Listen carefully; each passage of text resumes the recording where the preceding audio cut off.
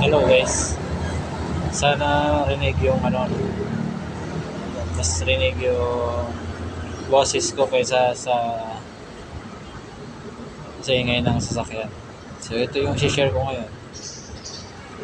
Itong na-post ko na to ng ah, tagal na sa YouTube. May 34 views. So ito yung parang sikreto ko to eh. Sikreto ko to kung bakit parang mabilis o kaya naman kumbaga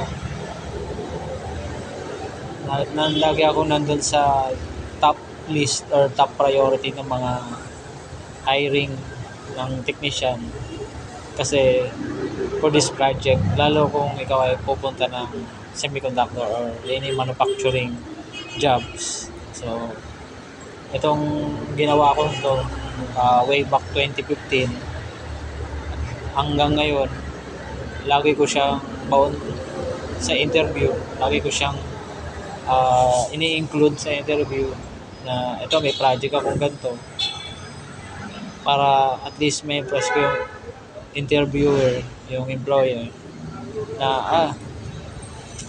meron pala tong ibubuga kumbaga.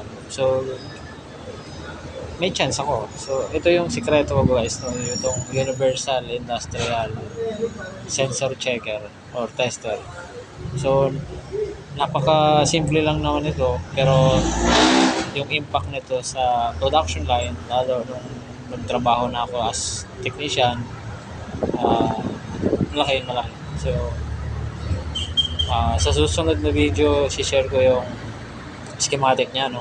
I-reveal ko yung schematic. Napakasimple lang nito, pero yun nga yung impact talaga niya sa production lalo kung technician ka is mapapabilis mo yung downtime or hindi na tatagal yung downtime mo, maayos mo agad yung machine. Okay? So, salamat.